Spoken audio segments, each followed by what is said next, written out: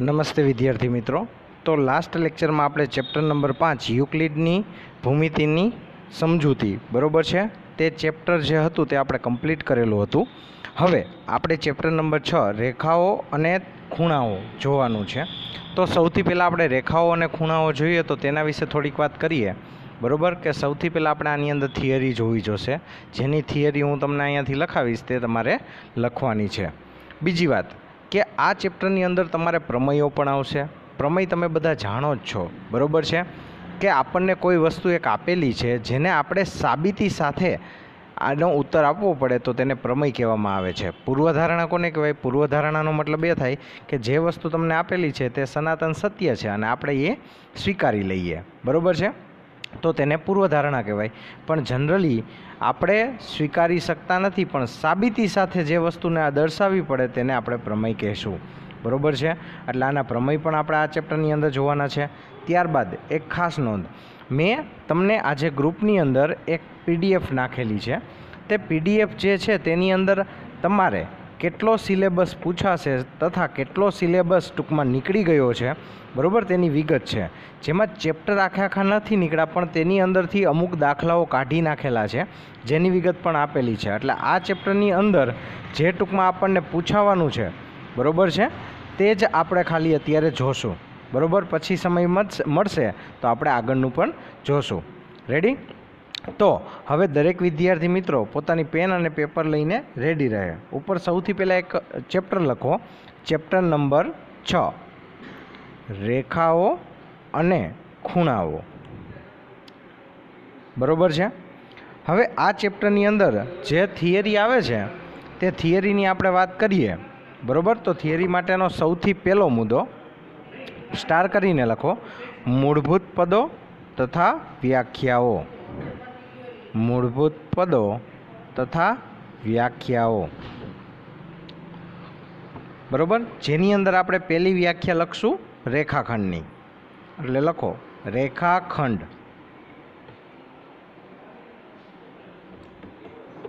રેખાખંડ ચાલો તેની વ્યાખ્યામાં આપણે શું સૌથી પહેલાં લખશું? બે અંત્ય બિંદુઓવાળા રેખાના ભાગને રેખાખંડ કહેવાય। રેખાખંડ કહેવાય। ચાલો હવે અહીંયા આકૃતિમાં જુઓ, એક રેખા છે તેના બે અંત્ય બિંદુ છે એટલે એના ઉપર કોઈ બે બિંદુ આપણને આપેલા છે। પહેલું બિંદુ A છે, બીજું બિંદુ B છે બરોબર છે। તો આપણે જોઈએ A અને B જે છે A થી B સુધીનો જે ભાગ છે તેની વાત કરું છું। આ A થી B સુધીના ભાગને આપણે રેખાખંડ AB કહી શકીએ બરોબર છે। એટલે આ વ્યાખ્યા મુજબ જોવો જ બંધ બેસે છે। આપણને વ્યાખ્યામાં શું કીધું કે બે અંત્ય બિંદુવાળા રેખાના ભાગને, એટલે રેખાનો ભાગ અહીંયા કયો થયો? AB, જે અંત્ય બિંદુઓ છે એને રેખાખંડ કહેવાય બરોબર છે। ચાલો ત્યારબાદ લખો કિરણની વ્યાખ્યા, એક જ અંત્ય બિંદુ ધરાવતા રેખાના ભાગને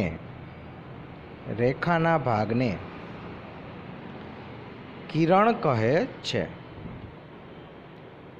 એક જ અંત્ય બિંદુ ધરાવતા રેખાના ભાગને કિરણ કહે છે। ચાલો અહીંયા આકૃતિમાં તમે જોઈ શકો છો બરોબર। અહીંયા એક જ અંત્ય બિંદુ છે એ અને ત્યાં રેખાનો એન્ડ થઈ જાય છે એટલે એમ પણ કહી શકાય કે રેખા ત્યાંથી સ્ટાર્ટ થાય છે। સ્ટાર્ટ થઈને આગળ કોઈ એક દિશામાં જતી હોય બરોબર છે અનંત સુધી તો તેને કિરણ કહેવામાં આવે છે બરોબર। જેને આપણે દર્શાવવું હોય ને તો આવી રીતે AB કિરણ કહી શકાય અને રેખાખંડને દર્શાવવો હોય તો રેખાખંડને AB રેખાખંડ એટલે કે ઉપર આમ લીટો કરી શકાય। અને જો રેખા AB દર્શાવવી હોય તો AB લખીને બંને બાજુ એરો કરો તો એ રેખા AB કહેવાય બરોબર છે। આ તેની સંજ્ઞા છે, સંજ્ઞા ખાસ નોંધ કરી લેશો। ચાલો હવે આપણે સંજ્ઞાને તે બધું જોઈ લીધું બરોબર છે। ત્યારબાદ આપણે લખશું વ્યાખ્યા, સમરેખ બિંદુઓ। ચાલો લખો, જો 3 કે જો 3 કે 3 થી વધારે બિંદુઓ જો 3 કે 3 થી વધારે બિંદુઓ એક જ રેખા પર આવેલા હોય તો તે બિંદુઓને સમરેખ બિંદુઓ કહેવાય છે. સમરેખ બિંદુઓ કહેવાય છે. ચાલો હવે અહીંયા જોઈએ. આપણને એક રેખા આપેલી છે. રેખા ઉપર આપણને બિંદુ આપેલા છે અલગ અલગ, બરોબર. તો આ એ બિંદુ, આ બી બિંદુ, આ સી બિંદુ, આ ડી બિંદુ. તો એક જ રેખા ઉપર કેટલા બિંદુઓ છે? 4. એટલે કે 2 કરતાં વધારે હોવા જરૂરી છે, બરોબર છે. એટલે કે 3 અથવા તો 3 થી અનંત સુધીના બિંદુઓ. તો અહીંયા 4 બિંદુ છે. તો આપણે એમ કહી શકીએ કે આ રેખા જો એલ હોય, રેખાનું નામ એલ છે, બરોબર. તો રેખા એલ ઉપર જે 4 બિંદુઓ આપેલા છે ABCD, તે કેવા છે? સમરેખ બિંદુઓ કહેવાય, કેમ કે એ એક જ રેખામાં આવેલા છે તેથી, બરોબર છે. ચાલો ત્યારબાદ લખો અસમરેખ બિંદુઓ. અસમરેખ બિંદુઓ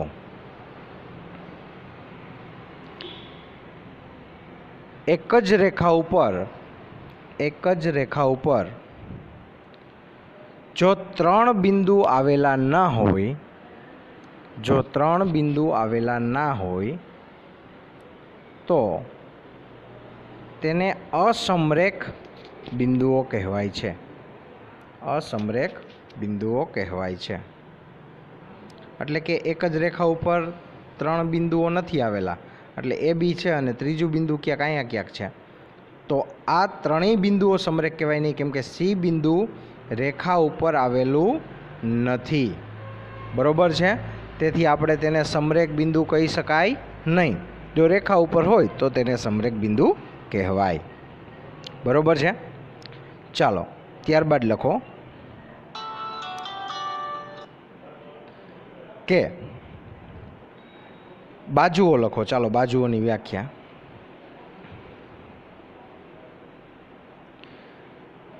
જ્યારે બે કિરણો એક સામાન્ય બિંદુમાંથી ઉદ્ભવે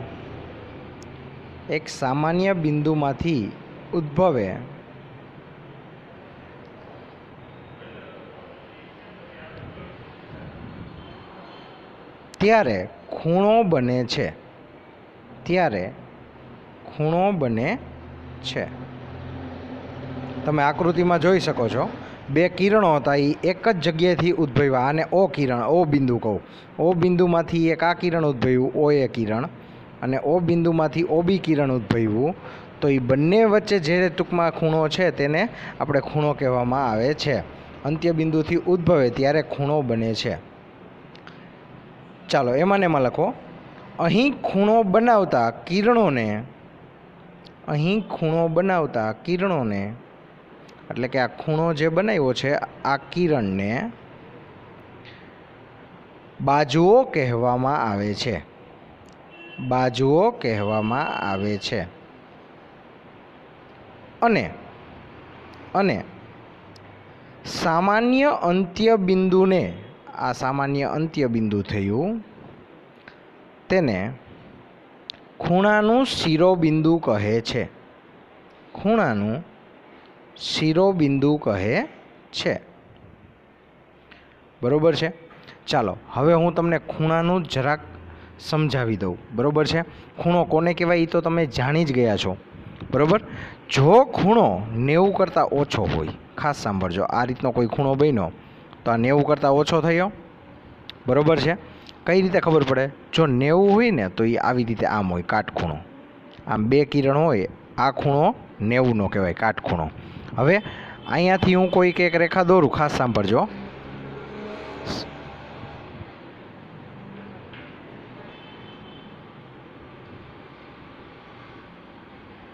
આ ખૂણો 90નો છે. હવે હું અહીંયાથી કોઈક એક બીજું કિરણ દોરું તો એ 90 કરતાં કેવો થયો? ઓછો થયો, બરોબર છે. તો આ ખૂણાને લઘુકોણ કહેવાય. શું કહેવાય? લઘુકોણ, બરોબર છે. લઘુકોણ, રેડી. હવે જો એ 90 બનાવે, ખાસ સાંભળજો, આ એક્સ છે, આ વાય છે, બરાબર. તો વાય સાથે આ જે આપણી છે એલ રેખા, એ વાય સાથે કેટલો ખૂણો બનાવે છે? 90નો. તો એને કાટકોણ કહેવાય. કાટકોણ 90નો ખૂણો બનાવતું હોય તો, બરાબર. અને કોઈ ખૂણો છે તે 90 કરતાં પણ વધારે ખૂણો બનાવે, એટલે અહીંયાથી આટલો બધો ખૂણો બન્યો, તો આને આપણે ગુરુકોણ કહેવાય.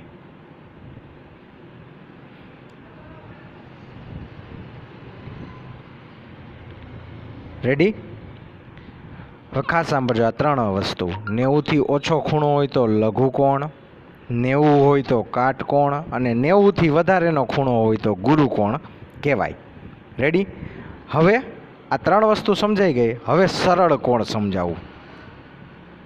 બરોબર. જ્યારે કોઈ રેખા છે, કોઈ કિરણ 180નો ખૂણો બનાવે, એટલે કઈ રીતે? અહીંયાથી આ આપણી એલ રેખા થઈ, અને અહીંયાથી આપણી બીજી રેખા ટૂંકમાં થઈ, તો આ એની વચ્ચેનો ખૂણો થયો. આ ખૂણાને 180 ખૂણો થયો કહેવાય. બરોબર છે? તો આને સરળ કોણ કહેવાય. સરળ કોણ. બરોબર. આકૃતિ સાથે આ બધાનું તમારે લખવાનું છે. બરોબર.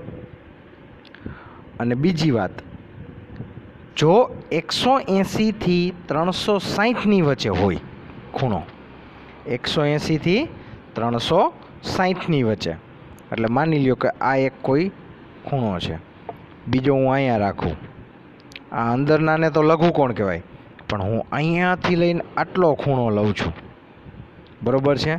એ ખૂણો 180થી 360ની વચ્ચેનો હોય તો તેને વિપરીત કોણ કહેવાય. કયો કોણ કહેવાય? વિપરીત કોણ. બરોબર. ચાલો, આવી રીતે આપણે ખૂણાઓની ટૂંકમાં દરેક વસ્તુ જોઈ. બરોબર. હવે આપણે આગળની થિયરી લઈએ. આ ટૂંકમાં એક થિયરીનો પાર્ટ પૂરો થયો, વ્યાખ્યાઓ જે હતી ખૂણાની, રેખાની. બરોબર. હવે આપણે નવો ટોપિક લખશું. લખો સ્ટાર કરીને. પરસ્પર છેદતી અને પરસ્પર ન છેદતી રેખાઓ. પરસ્પર છેદતી અને પરસ્પર ન છેદતી રેખાઓ. જનરલી બે પ્રકારની જ રેખાઓ આપણે જોવા મળે છે. બરોબર. માની લો કોઈક એક રેખા આ રીતે છે એલ, બીજી કોઈ રેખા આ રીતે છે એમ. આ એકબીજાને છેદા. કેમ ખબર પડી? તો કે જ્યાં એ એકબીજાને છેદે ત્યાં આપણને છેદ બિંદુ મળે. બરોબર છે? તો આ રેખાને છેદતી રેખા કહેવાય. બરોબર છે? અને પરસ્પર ન છેદતી રેખાઓ, એટલે એક રેખા આ છે એલ, બીજી રેખા આવી રીતે જ છે, જેને આપણે એમ કહીએ. બરોબર. આ ક્યારેય એકબીજાને છેદે નહીં. બરોબર. તો ગમે એટલું આમ અનંત સુધી જાઓ તો એ છેદશે નહીં, એ સીધી ચાલી જશે. તો આવી રેખાને સમાંતર રેખા અથવા તો છેદતી ન હોય તેવી રેખા કહેવામાં આવે છે. બરોબર. આ બે આકૃતિ સાથે જ તમારે ખાલી આટલી થિયરી આની લખવાની હતી. બરોબર. રેડી. ચાલો, હવે આપણે પૂર્વધારણા લખીશું. બરોબર છે? એટલે પૂર્વધારણા પહેલી લખો આ ચેપ્ટરની. જે કિરણનું ઉદ્ભવ બિંદુ રેખા પર હોય, જે કિરણનું ઉદ્ભવ બિંદુ રેખા પર હોય તેવા કિરણ અને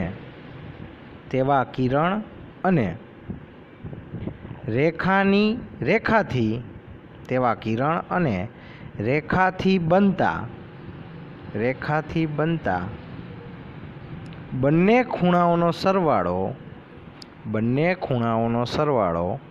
180 થાય છે.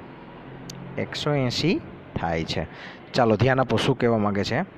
એ લોકોએ એક રેખા કીધી, એટલે આ એક રેખા લઉં છું, અને આ એક રેખા ઉપર કોઈ એક બિંદુ લેવાનું એ લોકોએ કીધું છે, અને એ બિંદુએથી આપણે કિરણ દોરીએ તો આપણું કિરણ થયું. બરોબર છે? હવે એને શું કીધું કે કિરણ રેખા સાથેના બંને ખૂણા, એટલે એક ખૂણો આ જેને આપણે લઘુ ખૂણો કહીએ, અને બીજો ખૂણો આ. બરોબર. આ બંને ખૂણાનો સરવાળો કરો ને એ હંમેશા કેટલો થાય? 180 જ થાય છે, બરાબર છે. એટલે આ આપણી પૂર્વધારણાની ટૂંકમાં સ્વીકારી જ લેવાની છે એમ કહી શકાય તો પણ ચાલે, બરાબર. ચાલો હવે આપણે પૂર્વધારણા નંબર 2 જોઈશું, બરાબર. જો બે આસન કોણોનો સરવાળો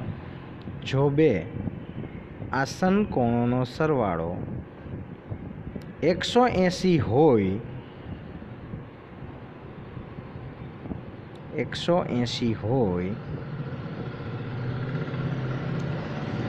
તો તેની સામાન્ય ન હોય તેવી બાજુઓ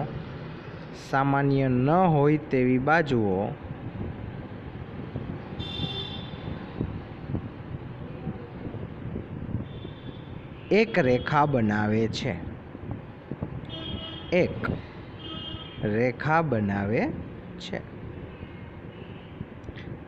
ચાલો શું કીધું? આસન કોણોનો સરવાળો, બરાબર છે. એટલે એક પ્રકારનું આપણે એમ કહી શકાય કે હમણાં આપણે જે વાત કરેલી હતી, બરાબર છે, તેની જ છે ખૂણાઓનો સરવાળો.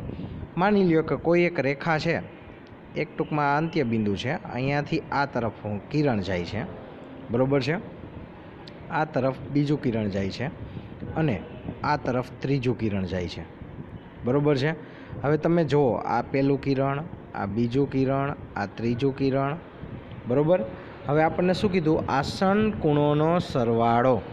તો આસન કોણોનો સરવાળો એટલે આ બેને હું જોઈન્ટ કરું તો એ 180 થાય. એટલે કે શું કીધું? આસન કોણોનો સરવાળો 180 હોય તો તેની સામાન્ય ન હોય તેવી બાજુઓ એ એક રેખા બનાવે છે. એટલે કે આ વસ્તુએ આ શું બનાવ્યું કહેવાય? રેખા બનાવી કહેવાય. હતા કિરણમાંથી શું બની ગયા? રેખા. આ પણ આપણી પૂર્વધારણા જ છે, બરાબર. તો આજે આટલી થિયરી જ કરવાની છે. હવે નેક્સ્ટ લેક્ચરની અંદર હું તમને પ્રમેય સમજાવીશ અને પ્રમેયના આધારે આપણે તેના ઉદાહરણને તે કરવાના છે. તે પણ મેં તમને જે લિસ્ટ આપેલું છે કે કેટલા દાખલા નીકળી ગયા છે અને કેટલા દાખલા છે તે મુજબ જ આપણે કરીશું.